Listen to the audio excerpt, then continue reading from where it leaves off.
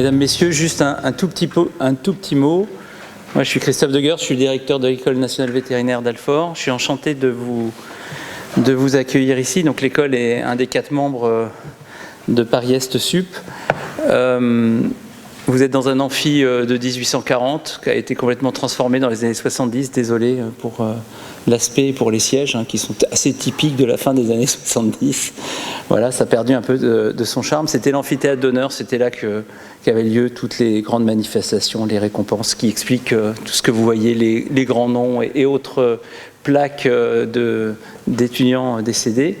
Voilà, enchanté de vous accueillir dans le cadre de ces rencontres, de cette journée scientifique, sachant que l'école vétérinaire s'investit pleinement autant qu'elle peut, parce qu'on est un petit établissement en termes de taille, grand par la réputation et par le campus, mais petit par le nombre de personnes, pleinement dans cette dynamique scientifique. Et je peux vous dire qu'on a un projet de UR en ce moment qui vise à déployer encore plus d'activités dans des domaines qui concernent la ville et la santé.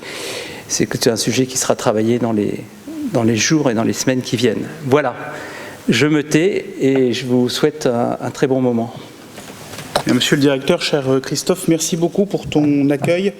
Merci beaucoup de proposer ces projets communs, ces projets scientifiques. Tu as parlé d'un projet de UR. Il y a beaucoup de projets entre les différents établissements, les 4 membres de la commune, les 2 universités, l'UPEC et l'université Gustave Eiffel, et puis les 2 écoles, l'école nationale vétérinaire d'Alfort que tu diriges et l'école nationale des ponts et chaussées, ainsi que les associés à la commune qui travaillent avec nous dans le cadre de cette mission de projet. La commune, vous le savez, a été transformée, ses statuts ont évolué il y a maintenant 1 an et demi, des nouvelles instances ont été mises en place et désormais nous nous dirigeons vers une commune dont l'objectif n'est plus l'intégration de ses différents membres, la question d'une fusion qui a pu se poser à une époque entre les 2 universités, dans une logique qui était une logique à la fois descendante et également verticale. L'objectif désormais, depuis la mise en œuvre de ces nouveaux statuts, c'est une coopération territoriale, une coopération loyale entre les membres et les associés, dans une perspective qui est celle des projets. Et la commune aujourd'hui mène 3 séries d'actions. La mission classique, qui est celle des coordinations territoriales en relation avec les différents partenaires du territoire. Une mission qui reste, même si des évolutions ont pu avoir lieu en termes de formation doctorale. Nous conservons 6 écoles doctorales avec un périmètre inchangé à l'échelle du site Paris-Est. La chose qui change, c'est que l'inscription et la diplomation des doctorants, s'agissant de l'inscription, des docteurs, s'agissant des diplômes, revient désormais aux établissements membres. La formation doctorale, ce qui compte, la pédagogie, la formation de ces docteurs, reste en revanche assurée dans un cadre commun et avec une politique commune qui est pilotée par le Conseil de la formation doctorale. Et puis il y a cette nouvelle mission qui est la mission de projet, qui est cette mission qui nous réunit aujourd'hui.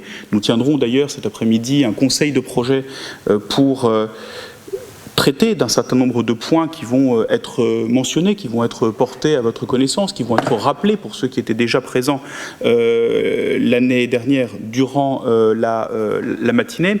La mission de projet de la commune a pour objectif d'identifier, de faire émerger, d'amorcer un certain nombre de coopérations entre les établissements membres, les 2 universités et les 2 écoles que j'ai mentionnées tout à l'heure, et puis les associés. Et parmi ces manière d'amorcer la coopération, il y a entre autres, ce sera l'un des points de la matinée aujourd'hui, un appel à projet, amorçage de nouvelles coopérations. L'objectif, on va le détailler un petit peu plus lorsqu'on présentera ces projets tout à l'heure, c'est en fait d'inciter au niveau local les équipes des différents établissements, qu'ils soient membres ou associés, à pouvoir travailler ensemble et à pouvoir travailler ensemble de façon durable.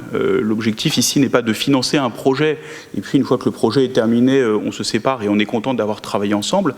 L'idée ici, c'est véritablement d'amorcer des coopérations qui soient durables, et quand on vous présentera l'appel à projet tout à l'heure, on rappellera que parmi les différents critères d'évaluation pour pouvoir financer ces projets, il y a la perspective de coopération durable. Et donc, désormais, la commune assure une coopération en termes de projets au regard d'objectifs qui sont des objectifs scientifiques. L'un de mes objectifs, depuis que je suis président, c'est de faire moins d'institutionnels et de pouvoir faire davantage de sciences. Et on fait cette journée scientifique du site aujourd'hui, durant laquelle on va essayer de ne pas trop parler de nos institutions et de parler davantage des projets scientifiques qui sont financés, des projets scientifiques qui seront financés, des projets pour lesquels les différents établissements, membres ou associés qui ont souhaité les présenter, veulent travailler ensemble autour de la science et au service de la science. D'autres journées scientifiques suivront. Lors du conseil de projet de cet après-midi, nous allons nous interroger sur le programme scientifique qui pourrait être celui d'une journée qui se tiendrait en janvier, en février ou en mars. Les choses restent encore à déterminer, en coopération avec l'Institut Santé-Travail Paris-Est, s'agissant des suites de la crise sanitaire, les conséquences de cette sédentarisation à laquelle nous avons pu être contraints s'agissant de nos conditions de travail, le recours, et je suis très heureux qu'on fasse le colloque aujourd'hui uniquement en présentiel, même si nous restons encore masqués, même s'il faut encore être attentif aux gestes barrières. J'espère qu'on aura un vrai retour à la normale le plus rapidement possible. Mais l'un des objectifs de cette journée scientifique sera justement, en janvier, février ou mars, de pouvoir s'interroger sur les conséquences en termes de conditions de travail, en termes de santé, de ces nouveaux modes de travail, de ce travail à distance, de cette sédentarisation. D'autres projets encore et d'autres journées scientifiques auront vocation à être organisées dans le courant de l'année, et ce sera la mission du conseil de projet d'arriver à déterminer les programmes, d'arriver à déterminer les porteurs, d'arriver à déterminer les financements et à véritablement aider les différentes communautés à pouvoir travailler ensemble. Très rapidement, pour vous présenter la journée, ou plutôt la matinée d'aujourd'hui, on aura un premier temps qui sera consacré à la présentation de l'appel à projet amorçage de nouvelles coopérations du site Paris-Est Sup, avec une présentation en premier lieu des objectifs. Certains projets ont été financés, 10 projets ont été financés l'année dernière pour une durée de 18 mois, et certains porteurs de ces projets qui sont en cours ont accepté, je les en remercie, de nous les présenter pour qu'on voit concrètement ce dont il s'agit.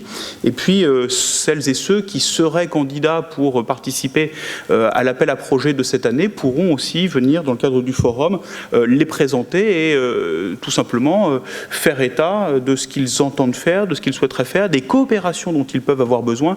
L'objectif, c'est véritablement qu'on puisse se rencontrer. Et c'est cette raison pour laquelle j'ai souhaité que cette manifestation ait lieu en présentiel. On perd effectivement un petit peu de monde par rapport à ce qui se passerait si on se mettait sur Zoom. Simplement, il y aura au moment de la pause notamment, et dans le respect des gestes barrières, une interaction entre nous. C'est le moment justement d'échanger, c'est le moment de se poser la question de projets scientifiques sur lesquels on souhaite travailler ensemble, et la commune évidemment soutiendra tout ce qu'elle pourra soutenir.